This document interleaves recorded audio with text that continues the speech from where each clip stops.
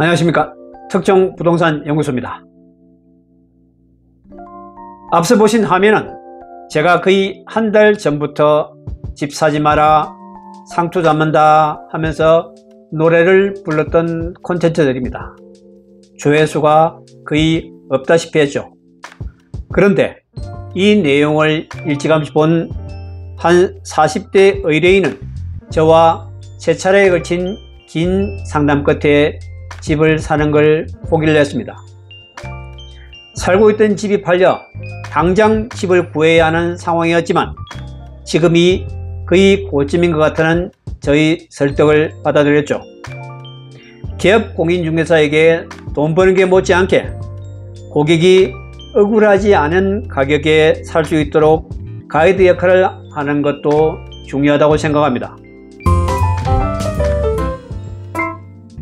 최근 10억 원 이상 고가 아파트의 계약 해제가 급증하고 있습니다. 계약금을 포기하는 매수자들이 많다는 얘기죠. 왜 그럴까요? 물론 정부의 627 고강도 대출 규제 때문입니다. 비싼 집을 샀다가 나중에 가격이 내리면 그만큼 손실이 크니까 자칫 상투를 잡을 수 있다는 불안감이 크게 작용했다고 봐야죠. 이 같은 현상은 단순한 매수 심리 위축을 넘어 시장 전반에 구조적 변화를 시사하는 신호로 해석하는 시각도 있습니다. 그러면 아파트 계약 취소 현황을 살펴보겠습니다. 먼저 10억 초과 아파트 해제 비중입니다. 대출 규제 전에 26.9%였던 것이 규제 후에는 35.0%로 8.1%포인트 급증했습니다. 반면 중저가 아파트는 감소했죠. 5억 이하는 32.2%에서 25.1%로 5억에서 10억 이하는 40.9%에서 40.0%로 줄었습니다. 계약 해제가 많은 지역을 보면 서초구가 2.5%에서 5.7%로 3.2%포인트 증가했습니다. 노원구는 5.3%에서 7.3%로, 강남구는 5.1%에서 6.5%로 늘었고, 마포구와 서대문, 동작구도 1%포인트 이상 증가했습니다. 왜 고가 아파트 해제가 더 많아졌을까요? 먼저 첫 번째는 대출 규제로 레버리지가 축소됐기 때문입니다. 627 대책은 주택담보대출 한도 6억 원 상한, DSR 강화, 전세대출 제한 등 총공세적 레버리지 차단 정책입니다. 고가주택일수록 대출 의존도가 높고 대출 여력이 줄어들면 계약 이행이 불가능하거나 매수자 심리가 크게 위축되죠. 두 번째는 고가일수록 리스크 인식이 커지기 때문입니다. 10억 넘는 집을 지금 사도 될까라는 심리적 불안, 고점 인식의 하락장 전환 가능성에 대한 부담이 계약금을 포기하게 만들었죠. 세 번째는 투자와 실수요자를 구분하는 기준이 될 수도 있습니다. 중저가주택은 실수요 성격이 강해 버티는 수요가 존재하고, 반면에 고가주택은 투자 성격이 강하거나 차익 실현 기대가 높은데 그 기대가 무너지면 빠르게 손절하는 거죠.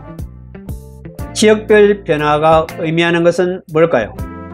서초구에서 계약 해제가 급증하는 곳은 초고가 밀집 지역으로 하락 우려가 커지기 때문이죠. 노원구는 영끌과 갭 투자 밀집 지역으로 레버리지 붕괴 위험 때문에 계약 해제가 증가하고 있는 것으로 보입니다. 강남구는 자산 가치 하락에 대한 공포심이 작동한 것으로 보입니다. 마포구와 서대문구, 동작구는 인기 비강남권 고가 지역도 동반 반응을 보인다는 특징이 있습니다. 전문가 해석입니다. 이재윤 집토스 대표는 이번 대책이 집값은 조정될 것이라는 강력한 신호를 시장에 던졌다며 신호 효과를 말했습니다. 이 발언은 매우 중요합니다. 정부의 정책 신호 자체가 시장 심리에 미치는 파급력이 상당하다는 뜻이죠. 특히 고가주택 매수자들 입장에서 앞으로 더 떨어질 수 있다면 지금의 계약금을 버리는 게 오히려 손실을 줄이는 선택이라는 판단이 작용하고 있습니다. 시장에 미치는 영향을 보겠습니다. 거래량은 단기 급감 가능성이 크죠. 특히 고가주택 중심으로 커질 것으로 예상됩니다. 가격은 강남과 서초, 노원구 등에서 하방 압력이 증가할 것으로 예상됩니다.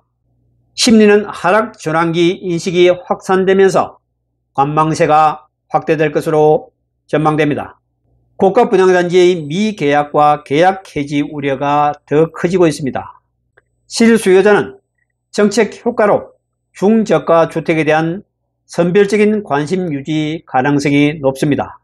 결론입니다. 627 대출 규제는 단순한 금융 규제가 아니라 시장 전환기를 유도한 정책적 기폭제 역할을 하고 있습니다. 특히 10억 원 이상 고가 아파트의 계약 해제 급증은 매수자들의 가격 하락 예측 심리가 현실적으로 반영되고 있다는 방증이죠. 전망을 해보겠습니다. 앞으로 고가 단지 분양 리스크가 커질 것으로 보입니다. 서울 주요 지역의 재건축과 재개발 투자 전략 재조정이 필요합니다.